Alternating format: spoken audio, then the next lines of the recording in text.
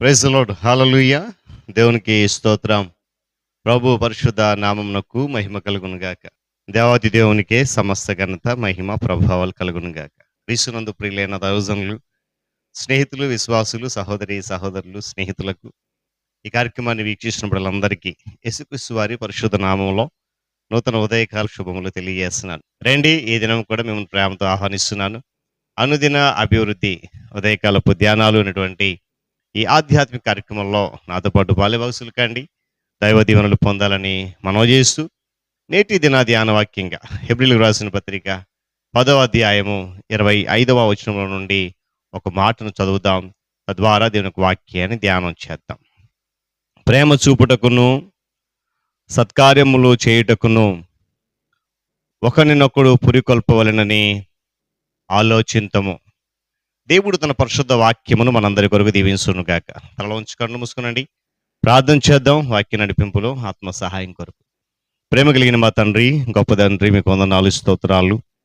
తిరిగి మరొక నూతన ఉదయకాలపు వేళ ఇదిగో మీరు ఇచ్చినటువంటి ఈ శ్రేష్టమైన అవకాశము, సమయాన్ని బట్టి వందనాలు నాయన. ఇటు రీతిగా నీ దాసుడి కార్యక్రమాన్ని ప్రారంభించినప్పుడు ఆత్మతో సత్యముతో ఇది నడిపిస్తూ బలపరుస్తున్న నీకు వందనాలు. ఈ కార్యక్రమాన్ని మీ చేతులకు అప్పగిస్తూ వీక్షిస్తున్నాం, వింటున్న బిడ్డలందరినీ ఆత్మీయంగా బలపరచండి, మేలుకరంగా మార్చండి.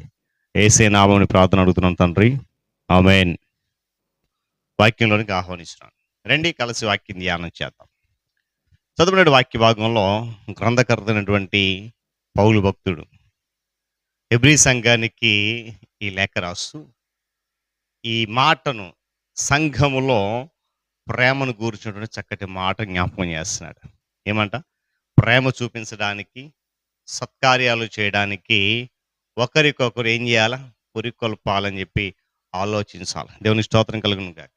ప్రేమ, క్రైస్తవ ప్రేమ అనేది విశ్వాసులు దేవుని యొక్క పని చేయడానికి, వారిని ప్రభు రాకడకు సిద్ధపరచడానికి తప్పనిసరి అయినటువంటి మార్గమే ఉంది. దేవుని స్తోత్రం చెప్పండి. హల్లెలూయా. ఏమండి? హెబ్రీయులకు రాసినటువంటి పత్రిక ఈ గ్రంథకర్త పౌలు భక్తుడు ప్రేమ యొక్క సంయుక్త జీవితము సంఘములో లేక ఆ సందర్భంలో చెబుతా ఉన్నాడు. దేవుని స్తోత్రం చెప్తాం. హల్లెలూయా.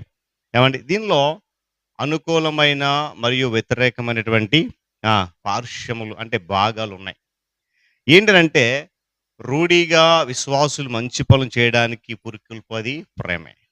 జాగ్రత్త గమనించాలి. రూఢిగా మంచి పనులు చేయడానికి విశ్వాసులు పురికొల్పబడేటువంటి అన్యోన్య ప్రేమ అవసరమే ఉంది. అదే రీతిగా దీనికి వ్యతిరేకం ఏంటంటే ఇదే ప్రేమ, జాగ్రత్త గమనించండి, ఇదే ప్రేమ పాపములోనికి మరలా దిగజారిపోవడాన్ని నిరోధించి పట్టుకుంటుంది. అంటే చూడండి, సంఘములో ప్రేమ యొక్క సహవాసము, దాని విలువ ఏంటనంటే ప్రతి ఒక్కరిని కూడా మంచి పనులు చేయడానికి ప్రోత్సాహపరుస్తుంది.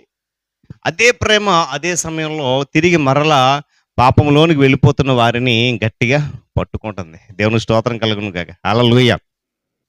పాత నిబంధన గ్రంథంలో ప్రసంగి జ్ఞాపకం చేస్తున్నట్టు మాట ఏంటంటే ఒక శ్రేష్టమైన ఉదాహరణ ద్వారా ఈ క్రొత్త నిబంధనలో ఉన్నటువంటి ఈ మాటను చాలా సత్యం అనేది వెల్లడి చేయబడింది. ఏంటో తెలుసా? ఒంటిగాడ ఉండుట కంటే ఇద్దరు కూడి ఉండటం మేలు అంటాడు ఆయన. ఏమన్నాడండి? ఒక్కటిగా ఉండటం కంటే ఇద్దరుగా కూడి ఉండడం మంచిది. ఎందుకంటే ఉభయుల కష్టము చేత మంచి ఫలం అనేది కలుగుతుంది. అంటే మంచి పనులు చేయడానికి, మేలు చేయడానికి ఏమండి, ఇది నిస్సంకేషం. అనగా ఇద్దరు కూడి ఉంటే ఏ కీడు జరగదు.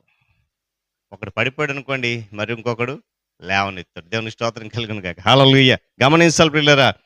ఏమండి, ఒంటిగాడి వాడు పడిపోతే వాడికి శ్రమ కలిగితే ఎవరైనా వచ్చి వాడిని మీద పడితే ఒక్కడైతే ఏం చేయలేడు. అది ఇద్దరు కూడి ఉంటే వారిని ఎదిరించడానికి అవకాశం ఉంటుంది. అంటే చూడండి, ఆత్మీయ బలము మరియు ఆదరణ అనేవి సహవాసము నుండే వెలువడతాయి, పుడతాయి. నేను మరలా జ్ఞాపకం చేస్తాను.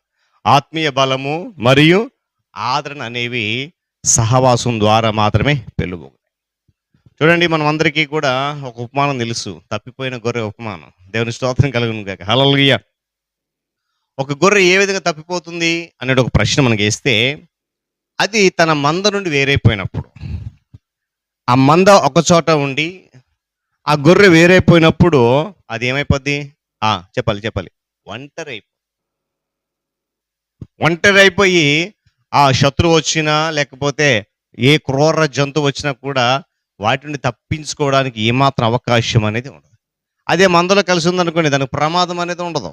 గమనించాలి. అప్పుడు ఏంటంటే ఒంటరిగా ఉన్నప్పుడు శత్రువుకు సులభమైనటువంటి ఎర అవుతుంది అది. దేవుని చిత్తం ఏంటనంటే తన పిల్లలు ఒకరితో ఒకరు కలిసిమెలిసి ఉంటే, కలిసిమెలిసి ఎదిగితే, కలిసిమెలిసి వెలగాలి. అలా ఉంటే అపవాదికి ఎటువంటి తావు ఉండదు మన మధ్యలోకి రావడానికి. అది దేవుని యొక్క ఉద్దేశం. కానీ ఉదయకాల సమయంలో పిల్లరా, సహవాసములో ఉన్నటువంటి ఆ అన్యోన్యత, సహవాసంలో ఉన్నటువంటి ఆ ప్రేమను హెబ్రీ గ్రంథకర్త మనకు తెలియజేస్తున్నాడు. ఈ ఉదయకాల సమయంలో వాక్యం చెప్తుంది కదా, మంచి కార్యాలు చేయడానికి, మంచి పనులు చేయడానికి, ప్రేమ చూపించడానికి ఒకరికి ప్రోత్సహించాలి. ఎప్పుడు వస్తుంది ప్రోత్సాహం అంటే, మనలో ఎప్పుడైతే సహవాసం అనేది ఉంటుందో ఆ సహవాసమే మనల్ని మంచి పనులు చేయడానికి పురికొల్పిన విషయాన్ని జ్ఞాపకం చేస్తున్నాను. కనుక పిల్లలు ఉదయకాల సమయంలో మరి గమనించండి, త్రోవ తప్పిపోతున్న ప్రతి ఒక్కరిని కూడా మన యొక్క మంచి సహవాసము ద్వారా నశించిపోతున్న స్థితిలో నుండి జీవముల స్థితిలో నడిపించడానికి ప్రభు మనందరికీ చక్కటి అవకాశం ఇచ్చాడు. మంచి కార్యాలు చేస్తూ అనేకులను ప్రభు వైపు నడిపిద్దాం. పరిశుద్ధాత్మ దేవుడు మనందరికీ సహాయం చేయను గాక. తల ఉంచి కన్ను మూసుకునండి, ప్రార్థన చేసుకుందాం. వెత్తబడిన మాటలు మనందరి జీవితాల్లో ఫలించులాగిన ప్రేమ కలిగిన మా తండ్రి, గొప్ప దేవుడ స్తోత్రాలు, నూతన దినమును బట్టి స్తోత్రాలు. ఇదిగో నేను ఈ కార్యక్రమం అనేక మంది బిడ్డలు వీక్షిస్తుంటుండగా నీ సన్నిధి వారితో ఉంచి కృపలో భద్రపరచండి, దీవించండి నాయన. మరి నీ యొక్క సన్నిధి కొరకు రాకడ కొరకు సిద్ధపడుతున్న మేము అన్యోన్య ప్రేమ సహవాసం కలవని ముందుకు వెళ్ళాలని నీ వాక్యం హెచ్చరిస్తుంది. అందుని బట్టి స్తోత్రాలు. ఇదిగో తిరిగి ఉదయకాల సమయంలో నీ దీనదాసులు సేవకులందరి కొరకు ప్రార్థిస్తున్నాను. ప్రపంచ నలుమూలల భారముతో ప్రయాసం పని జరిగిస్తూ ఉన్నారు. నా తండ్రి మరింత బలపరచండి, ఆశీర్వదించి నీ కృపలో దీవించండి. వారి భారము ప్రయాస ఏమాత్రం కూడా వ్యర్థం కాకుండా ఫలభరితంగా మార్చని వారి కుటుంబాలను ఆశీర్వదించండి. అధికారులు, నాయకులు, పరిపాలకులను మీరు దర్శించి ఆశీర్వదించండి. వారి ద్వారా మంచి యోగ్యమైన పరిపాలన, సమానత్వ పరిపాలన ప్రజలకు అందించండి. ఉద్యోగ రంగమైనటువంటి ప్రభుత్వ రంగాన్ని, ప్రైవేట్ రంగాన్ని దీవించి ఆశీర్వదిస్తున్న వందనాలు. వాటి ద్వారా అనేక మంది ఉపాధి పొందుతూ ఉన్నారు. విద్యాశాఖ, వైద్య శాఖ, రెవెన్యూ శాఖ, పోలీస్ శాఖ, రవాణా శాఖ అన్నింటినీ ప్రతిదినము క్షేమంగా నడిపిస్తున్నాం. ప్రయాణం దయచేస్తున్న వందనాలు. నిరుద్యోగ యువకులకు మార్గం సరళం చేసి నడిపించండి. రైతులు, వ్యవసాయదారులు, వ్యాపారస్తులు జ్ఞాపకం చేసుకుని లాభసాటి కలిగి చేయండి, నష్టాన్ని దూరపరచండి. చిన్నబిడ్డలు, యవనస్తులు, వృద్ధాపదశలో ఉన్నటువంటి ఆరోగ్యం, బలము, క్షేమం దయచేయండి. నా తండ్రి కావాల్సినటువంటి ఆ యొక్క ప్రతి అవసరత మీరు తీర్చమని ప్రార్థన చేస్తున్నాను. అనారోగ్యంతో బాధపడుతున్న బిడ్డలు అనేక మంది ఉన్నారు.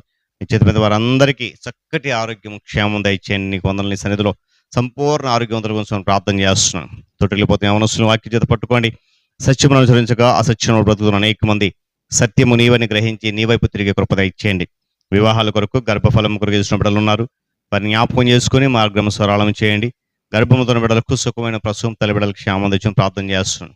ఇది మన తండ్రి, విరిగిన, నలిగిన, వేసారిన, అలసిపోయిన, కృంగిపోయిన జీవితాలు కలిగి మానసికంగా నలిగిపోతున్న వారు, చితికిపోతున్న వారు, నిరాశ నిస్పృహలో కొట్టుమిటాడుతున్న వారు, సమాధానం లేక, నెమ్మది లేక, సంతోషం కుటుంబాల వ్యక్తులను జ్ఞాపకం చేసుకోండి. ఈరోజు వారందరికీ విడుదల కలిగించేయండి. కష్టంలో, నష్టం ఉన్న వారికి ఓదార్పు, విడుదల కలిగించేయండి.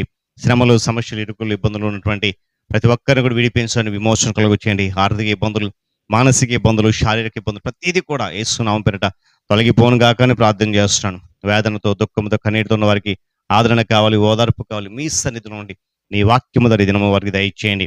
నీ దిన ప్రయాణవంతులకు క్షేమం దయచేయండి. నీ దినదాసులు నీ వాక్కు చేత పట్టుకుని ఎక్కడికైతే వెళ్ళబోతున్నారో ప్రతి సమయంలో నాయన వారి ప్రయాణం క్షేమకరం తెచ్చి నిలబడుతున్న చోట నీ దాసుని మీ ఆత్మతో అభిషేకించి నడిపించడం ప్రార్థన చేసి నీ కృపలో వారిని బలపరచండి, భద్రపరచండి. రైతులు, వ్యవసాయదారులు, వ్యాపారస్తులు, ఆయా రకాల పని పనులు వెళ్తున్న వారు, ఆయా రకాల కూలి పనులు వెళ్తున్న వారు, ఆయా శాఖల్లో ఉద్యోగ బాధ్యతలు నిర్వర్తించడానికి వెళ్తున్న వారు, నాయన బంధువుల గృహాలకు, స్నేహితుల గృహాలకు, శుభకార్యాలకు, విహారయాత్రలకు, రకరకాల ప్రయాణాలన్నింటిలో క్షేమం దయచేయండి. ఈ దినము నూతనంగా జన్మదినం జరుపుకున్న బిడ్డల కొరకై మీ వందనాలు. వారిని దీవించి ఆశీర్వదించి ఇచ్చిన దయాకిరిని బట్టి కృతజ్ఞతలు చెల్లిస్తా ఉన్నాను.